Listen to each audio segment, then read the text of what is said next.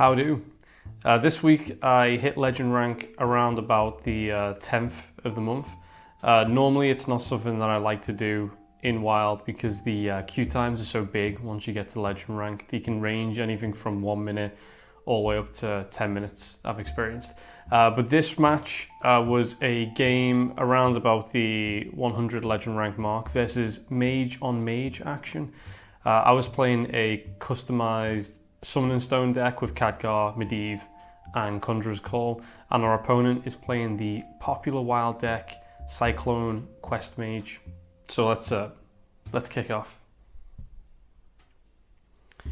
With this, my mulligan typically I'm looking for a Mad Scientist and Meat Wagon. That's pretty much all the time. Every time I'm looking for that setup, regardless if it's aggro or control or mid-range. I just want to get the secrets pulled from the Mad Scientist and the Summoning Stones pulled from the actual Meat Wagons. Otherwise those two cards become dead draws effectively, especially Meat Wagon being 4 mana. So we do mulligan half successfully there and get a Scientist. There's only 3 secrets in the deck and 2 Scientists, so sometimes one Scientist will be a dead draw. 2 ice blocks and an ice barrier. Normally with this deck, I think I went on like a 10 or 11 game win streak at legend rank with this deck, which is unusual because it does well against aggro and it does well against other mages because I have 2 ice blocks. But if you run into anything remotely control based like Reno lock or Cube lock or a Big Priest, which isn't really controlled, but you won't do very well. This deck targets mid-range and aggro decks because it has a lot of freeze effects, and while you're freezing the cards out, you also generate cards your own with Summoning Stone and Conjurer's Call. But we have the double Mad Scientist opener, and you can already see one of those Scientists is going to be a dead card because we've already got 1 ice block in hand and barrier in play. So not really the best scenario, but typically the Quest Cyclone Mage doesn't run it does run Frostbolts, but it doesn't usually run Fireballs, so they have to spend quite a bit of mana and resource to actually kill a Summoning Stone. And yeah, we should see even like the likes of like the Twin Spell Freeze and Ice Lance is typically how they deal with it, or if they have the combo setup of Flame Waker and spells, they can deal with like minions that way. But luckily our opponent doesn't have it yet, and we're just going to play Khadgar and go for a couple of 2-drops. I'm going to ping the Scientist as well here, so we guarantee draw the ice block from the deck. And those are the right choices. Forgotten Torch is the best one there. Direct damage, and it pops another card back into our deck. He overdraws a Shooting Star. The only real relevant overdraw in his deck would be a Giant, a Flame Waker, or an Apprentice. A Cyclone probably wouldn't matter too much there because he's got a full hand anyway. So we can see here, this is the kind of like best case scenario for this mage would be if he also has Cyclone in hand, because he's able then to play a bunch of 0 to 1 mana spell cards out, then summon Cyclone, refill the hand whilst continually dealing 2 damage with the Flame Waker.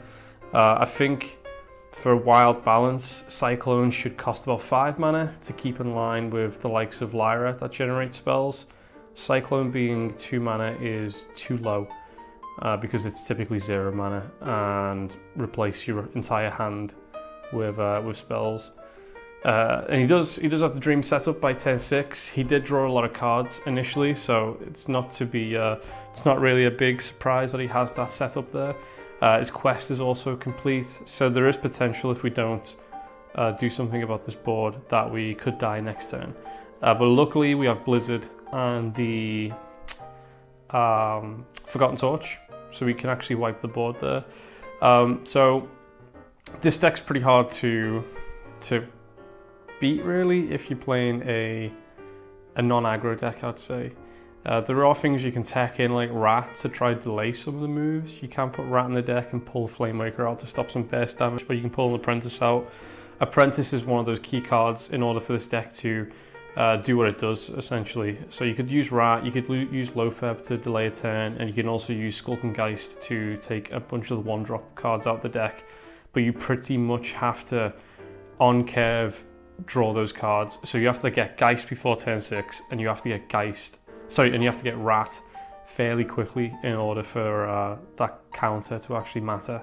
But luckily for us, we're running a deck that has 2 ice blocks, so we do get a chance to top deck some of our generation cards, such as Yogg is a good one to generate like board clears and hopefully minions on board, or a Conjurer's Call into a Medivh, something along those lines. We actually have Yogg in hand in this match as well. So I'd actually say I was not favoured in this match. Well, maybe slightly favoured in this match, depending on how crazy the early game is. Like I say, because we have 2, the dual ice block really does help out against this deck, and we also were able to ourselves clear a lot of his minions and create our own ones. So there, I was a bit reluctant to use Meteor on Sylvanas because Meteor is good for taking out a giant. So we drew first and found our Forgotten Torch, second piece there. But we're actually I'd say we're in a bad spot here because of that turn that he had last time. Because here, there's a good chance that he is going to draw into multiple giants. So he goes for the quest here, he plays Luna and a Apprentice. All he really has to do now is make a sizable board. Arguably, he could have waited. I think he could have waited there to at least draw 1 giant. So he could have played giant out on the same turn as the quest reward, the time warp, and then hit me in the face for 8.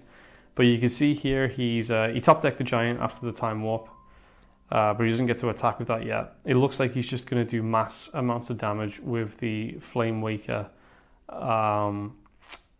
Apprentice combo, which is another part of this deck that can annihilate you.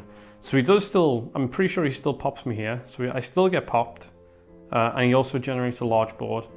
So I suppose that was the correct line of play without knowing I didn't know his hand, but that was the correct line of play. If you can pop me and generate a large board like that, it's all good. So there you go. Pretty ridiculous turn by him. 3 giants up. Flame Waker pinging me down there with multiple 0 mana cards because of the Apprentice. A little bit of a shooting star as well, just to guarantee pops me at... oh, and another... I forgot about that mana cyclone. It's good, that, isn't it? Yeah, I think Blizzard needs to rebalance that to like 5 mana, so it costs 3, essentially. Because that's... even that's still too low. Really. It just stops the mana cyclone from getting done on turn 6, as we saw before. It wouldn't have stopped that turn, but it would stop... a quick one being played out. So as you can see, I'm in a really tough spot here. My ice block has been popped. I do have Yogg, but I say to the stream here, what we'll do is we'll charge Yogg up a little bit more, and we'll play another ice block, so he's forced to pop me again, and just play out a couple of spells here to give Yogg a good chance of kind of clearing this board out with a few extra spells, because at this point we're in a no-win situation, and the only way to win is with our lovely Yogg. And I'm deciding on what to kill off here with our basically free execute. I go for the Flame Waker because that's probably going to generate a lot more damage than a board of Frozen Giants, because I still have Frost Nova. If Yogg does do something here, I still have a Frost Nova, which would block physical damage, but it wouldn't block the Flame Waker damage. Keep it in mind as well, he has a bunch of randomly generated spells still in hand. So yeah, ping suffices here for a pop. And I play to my one and only out, the True God, or the True Old God, Yogg. And this Yogg is pretty much everything that you'd want a Yogg to be. He even does correct order, as you're about to find out. So the Yogg drops, let's commentate through this, a little bit of a secret plan. That's fine and dandy. Holy Wrath hits the correct target first because it's duplicate. What we didn't want to do is have him duplicate giants. Because our opponent's so close to fatigue, those Lunas are unplayable. Or could be. A board clear. Take out 2 giants. Yogg survives. And then there's the piece de la resistance, the tree of life, restoring everything back to full health. I am about 10 cards ahead on fatigue. He is about to hit fatigue. And all he has left now is the generated Yogg from the Mirror Entity, 2 Lunas, and a bunch of random spells. So, in effect, that Yogg potentially, depending on what his spells are, has just won us the game. So the shifting scroll turns into a nice little meteor forward there. So from one good look of, got one good roll of RNG to another there, right? We have a barrier equipped there as well. So we're in a really good spot. Like I say, the Lunas might not be playable for him if he wants to play from the right side of his hand. He could probably still drop them at some point, but I go for a little bit of a ping here, and I'm waiting to see if he drops anything else, because I'll meteor to the side of Yogg. I'll ping Yogg again and then meteor to the side of him. So I'm just seeing what he's up to here. So one of the generated cards was a flame. What's that called again? Oh, Violence Ball. My mind went blank then. Yeah, it does generate a pretty meaty minion there. So that setup play we did before with the meteor looked good. So it's a Yogg ping meteor, and I'm not yet able to play a minion of my own because I got to keep that board clear. I'm out of ice blocks and I'm out of barriers as well now. So my top decks now are going to be clears, essentially. Yeah, we've already got the other meat wagon in hand there. We've got the remaining summoning stone and the Medivh as well. So he polymorphs one of his Lunas into a boar, which is pretty decent. Because there's very little way for me to lose, and fatigue's probably going to be taking him down, I'm pretty much happy just to drop the meat wagon, clear his board, and then next turn I can just make a couple of 4-drops from that meat wagon, providing it stays alive. That was the line of thought there. So yeah, Ice Lance from Monocyclone. Ice Lance from Monocyclone. A ping, and then I was like, oh, are we dying here? Has he got like a pyroblast or something set up? But luckily for us, that was his only burn, and the rest was, I'm guessing, it was just useless board clears. But yeah, let's see what 4-drops. Oh, we don't even see the 4-drops. I apologize for that. So that was that there. I wanted to show you that beautiful Yogg. I'll put the deck list in the description, or not in the description, in the comment section, if you want to try this out. It does very well against paladins, mages. It can do well against Murloc, shamans, and some aggro decks as well.